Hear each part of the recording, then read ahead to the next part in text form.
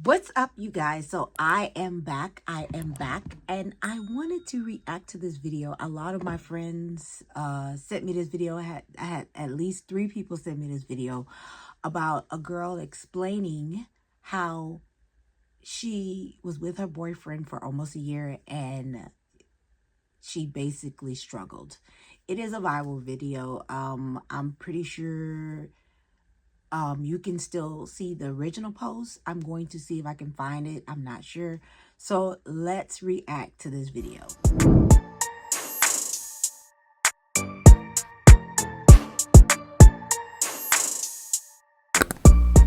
Hello, my name is Kay and Kim, and this is Kay and Kim TV, where we do a lot of stuff. So like, comment, subscribe, and don't forget to share, because that's how we're growing, and we appreciate it. What's up, you guys? So I know I have been coming to you guys with these reaction videos, and this is another one. I'm going to play the video and then I'm going to react, and here is the video. On New Year's Eve, and I have not spoken to him since. Before I get into this, I just want to say that me and my boyfriend, we have been together for a year. Well, almost a year, 11 months. A year on February 2nd, we will have been together, okay? My boyfriend is also 34, grown man. He also is a homeowner, has a pretty good job, and also has a business that he's starting. So let's start there, right?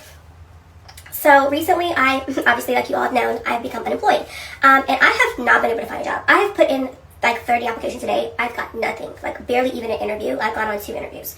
So I've been literally struggling, and I no longer have the funds to afford these bills, okay? It's something so crazy about having hundreds of thousands of dollars one day and then the next day having nothing. But that's what's going on right now. And so I am vulnerable with my man, and I go, hey, I'm gonna need to like stay with you for a little while I get myself together. Like, I don't have anything on the rent, and so I'm gonna need to move with you while I get myself together. Mind you, I said he has his own house, his own 3-bedroom apartment in a nice neighborhood. He also has a best friend. His best friend lives with him, mind you, and has been living with him for however many years that he's like lived there, almost the whole time he's lived there. And so I'm like, if his best friend can live with him, why not his girlfriend, you know? So I'm like, hey, I need a place to stay. Which honestly, in hindsight, I shouldn't even have to ask for that. He knew I was struggling. He should have said, hey, let me take something off of your plate. Like, come stay with me so that you can breathe and get this. If he really cared about me, he would have said that, but he didn't. He sat there and he watched me struggle, and then watched me get to the point where I was like, hey, I just need a break. Like, I'm literally so depressed. I'm losing my mind. I can't find anything. Can you please help me? And he said no. He said no. He said, no, you cannot live with me. Mind you, living with him is free. Doesn't cost him anything. He said no. At first, he goes, oh, I like that we have our own places to retreat to when we get into our arguments. Yes, do we get into arguments? So does everyone. Yes, do I lose my cool? I'm a woman. On our very first date, I told him that I wanted to be engaged within a year. I said, after a year, I want to be engaged. He said that's plenty of enough time for someone to know whether or not they want to get married or not. This is what he said. So I ghosted my boyfriend on New Year's Eve, and I have not spoken to him since. So let's break it down in 3 or 4 parts.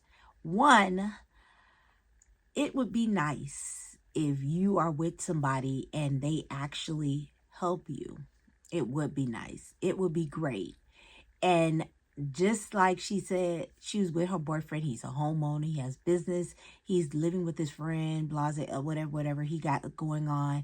And she could not afford where she stay at. And he watched her go through that without even giving her help. Okay, so once reality check. This is your boyfriend. This is not your husband. This is not your fiance. This is not a man that you're going to be with in the future, because obviously you guys didn't talk on a serious level. Couldn't have, because you would have known if somebody want to be with you, they want to make life more comfortable for you. Let's be real. But you also can't feel entitled to that comfortable. And I have friends that are with guys that is taking care of everything. They don't have to worry about nothing, and they are not committed to that person in any type of form or anything. But those guys felt the need to take care of them or do for them or give to them. And the wake-up call is when it ends. And it does eventually end because don't forget, they're taking care of you, they're helping you, and then you're not committed to them in any type of way. So they're able to walk away from you and go to somebody else. And that's a routine for them because it's constant. They find another guy to do the same thing and then he leaves. One thing my mom always explained to me is about getting my own, not depending on nobody. And yes, I would love a Christian because that's what it is a Christian. But those Christian, if they're not in marital standards, if they're not in commitment, total commitment, because I know it is some relationships out there that they don't get married, but they're committed to each other, then of course he's not obligated to do anything for you. And I want to make that point because it's a lot of women out there that is confused. They're totally confused. And the reason why I said they're confused is not to say that a woman doesn't want a man to take care of her, or I'm one of those women. No, I don't want to go 50-50. I want a man to say, okay, look, what can you do? And I'll stick to that. And sometimes it's a little higher than a man. Sometimes it's a little lower than a man. But hey, if we're in this boat together, 50-50 is never going to be the thing. I heard somebody saying, make sure you bring 100 to 100 instead of 50-50, because 50-50 only make 100, but 100 to 100 makes 200. So you're way ahead of the game. I don't know where I heard that from, but I did hear that. But my main point of the matter is you have to make sure you are doing what you need to do for you before somebody can do it for you. And I'm not saying that I'm saying that in all relationships. Even the homemaker has to make some type of contribute to the relationship that is substantial. So, and it's not always financial. I want to make that clear. But I want to make sure you understand that if you're in a relationship with anybody and they're talking to you and they're seeing you struggle, then at the time when you know, 6 months in, and this is me being real with you, 6 months in, I already know if I want to be with somebody or if this is going to work. I already know. Because my pet peeve is, and I've always been like this, if you don't understand me within 6 months, then you're not going to understand me within 6 years. And I don't mean understand me to the point where you know what I eat, you know what I like, you know what I want. No, I mean understand me to know I am 1, loyal, 2, I'm a giver and caring person. 3, don't come with me with the bull. Those are the boundaries I've had to set in my, in my life. So when people look at me, they look at me and they say, oh, wow, she has this, she has it all together. I don't. But in a relationship, nobody should ever know what the inner proportion of your relationship is in the first place. So that was a red flag for me, having his friend stay with him. So I was looking like, okay. But you are his girlfriend, or supposedly his girlfriend, because when I'm looking at you, you ghost him. So in reality, it wasn't that serious. And I truly believe that if I'm in a relationship and I'm going through some financial problems and I'm with somebody and we are in a committed relationship, I'm going to say, hey, look, this is what's going on in my life. Is it any help that you can give me? But you have to make sure the trust is there and the actual commitment is there for this person to want to help you. Because you could tell people your business and you just a cuddy buddy, and this dude like, this dude looking at you like, it ain't gonna happen. It ain't gonna work. I had a bunch of friends come to me recently and they're having financial problems and I'm their friend. And this is the thing. when they see me, nobody knows what I'm financially able to do, because they always see me either shopping, which I'm on a no buy, or they see me showing them things that I had purchased, and they always thinking I got money. I had a friend that came to me to borrow $1,000. It's not even funny. I did not want to lend this person $1,000. Let me just get that straight, clear cut across the board. And the reason why I didn't lend them $1,000 because I don't have $1,000 to lend anybody. But when I discussed this with this person, they kind of got offended. And I'm not saying, you know, they watch my videos, so they would know who I'm talking about. But we had a discussion after that, and I dropped that 1,000 down to a couple of hundreds I can lend you or give you, because at the time you were in need. But if I don't have the full 1,000, I'm not going to give you a full 1,000. Does that make sense? I have to lend what I'm willing to lose. And I'm not willing to lose $1,000 on anybody. I have financial debt that I'm trying to get rid of. I have bills and responsibility. And any friend that you have should understand that. After we talked, it was all gravy. It was all gravy. But, you know, a lot of my friends, let me just say this. A lot of my real friends know my financial background. They know my financial history. They know what's going on with me financially. I've been in and out of jobs. I've always kept the job, yes, but I've been transitioning I've had multiple, since I've been on YouTube, I've had at least 8 jobs. 8. And counting. So I'm not even talking about retail. I'm talking about switching from one retail to the next, going from one job to the next. And that's 8 within a time span since I've been on YouTube. So that should let you know something. I keep a job, yes, but I switch jobs easily.